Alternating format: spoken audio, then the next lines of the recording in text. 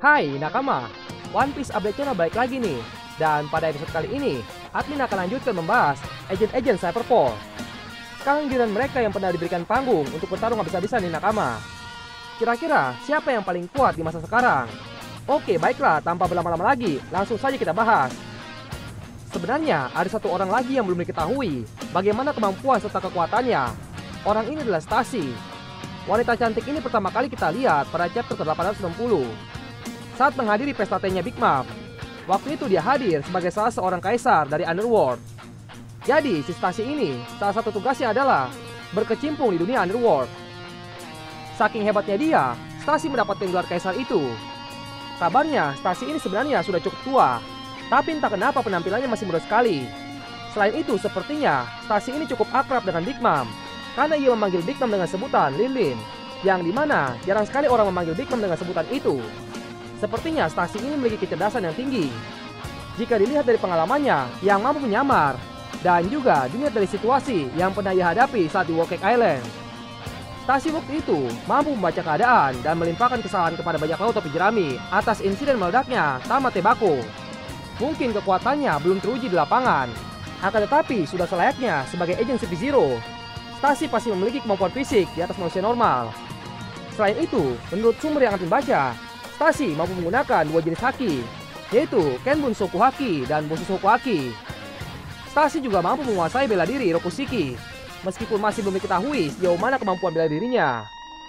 Mungkin suatu hari nanti, jika CP0 berhadapan dengan kelompok bajak laut topi jerami, Stacy akan menjadi lawan yang cukup merepotkan untuk Nami ataupun Robin.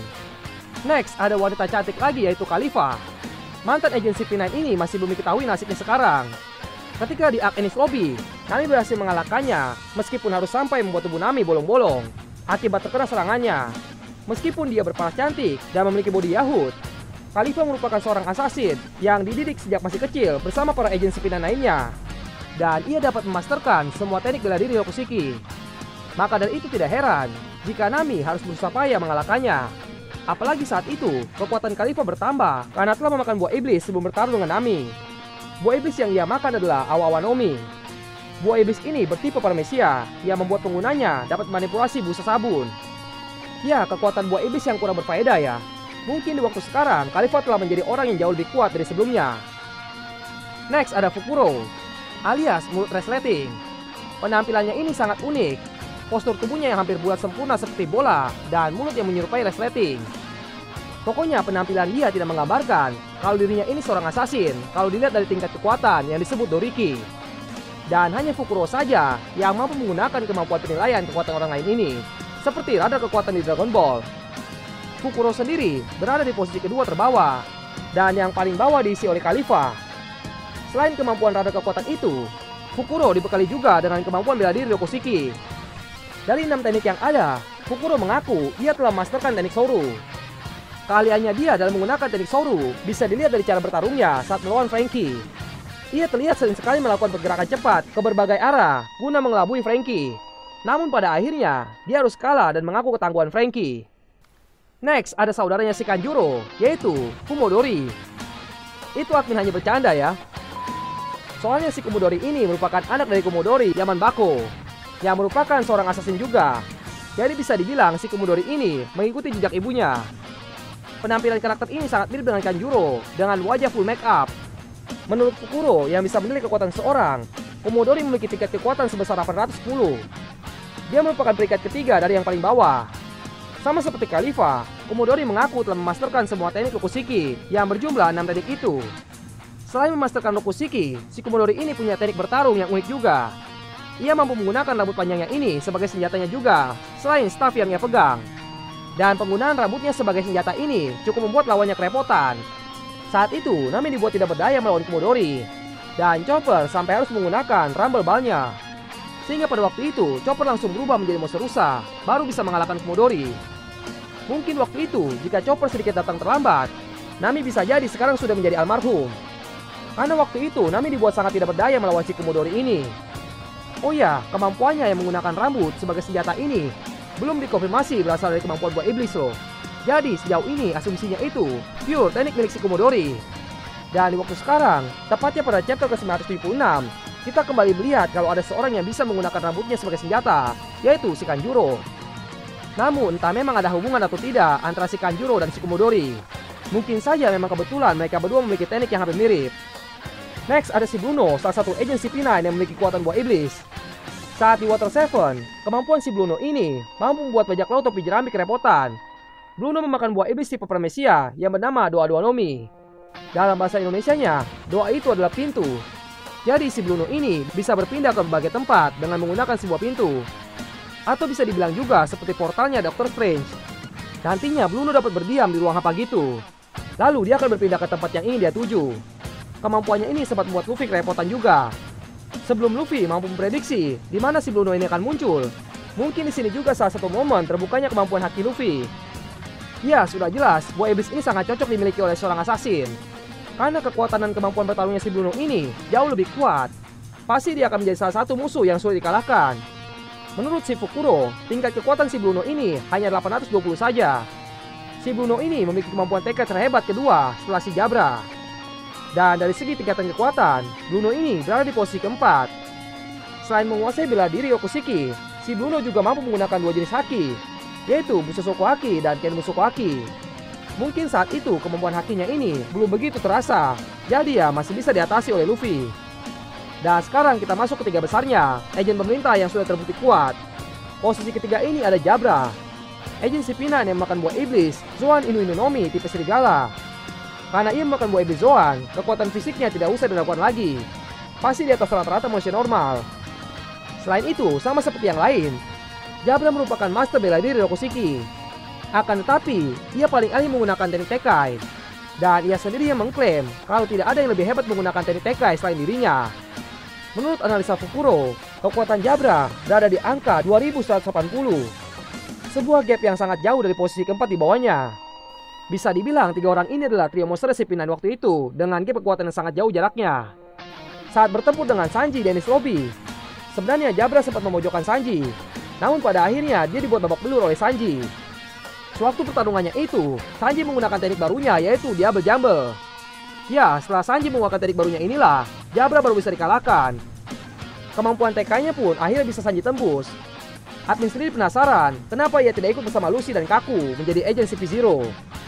Padahal kekuatannya ini hanya terpaut 20 saja saat di arc Enies Lobby. Next, sekarang di posisi kedua ada Kaku. Karakter yang membuat Zoro harus bertarung serius setelah terakhir kali melawan Dashbone di arc Alabasta. Kaku adalah karakter CP9 yang terlihat paling friendly. Wajah ini sangat mirip dengan Pinocchio karena memiliki hidung yang panjang yang berbentuk kotak. Kaku ini memiliki banyak keahlian, salah satunya seperti ia mampu melompat sangat tinggi, hingga ia dijuluki Mountain Wind karena lompatannya ini membuat seakan-akan terbang. Di samping itu, Kaku bertarung menggunakan dua pedang. Akan tetapi, dia mampu menggunakan kakinya yang bisa mengeluarkan serangan seperti tebasan pedang.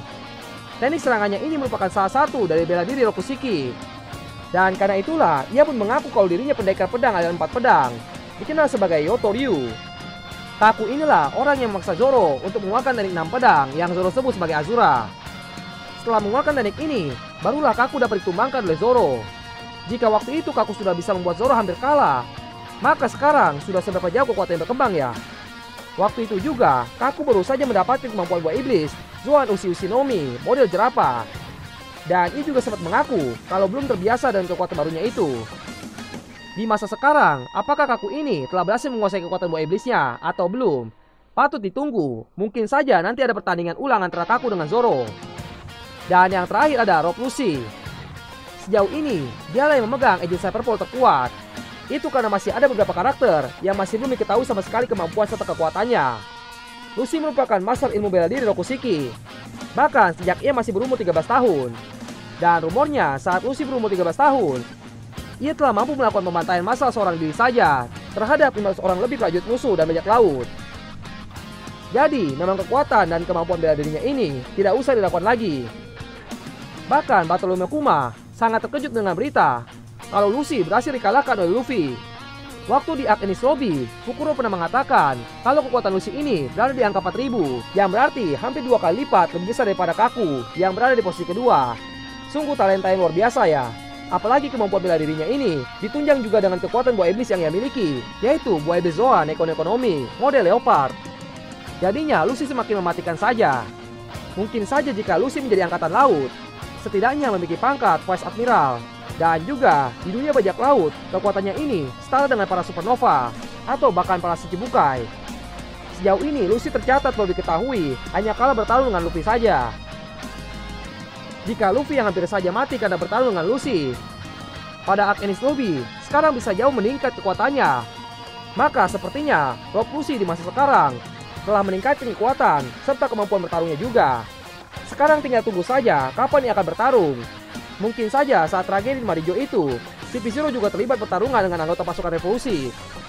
Mengingat kalau saat itu, CP0 turut hadir juga saat acara referee berlangsung. Sebenarnya masih ada beberapa karakter yang bisa jadi kekuatannya jauh di atas revolusi ini. Namun Oda Sensei masih belum memberitahukannya saja.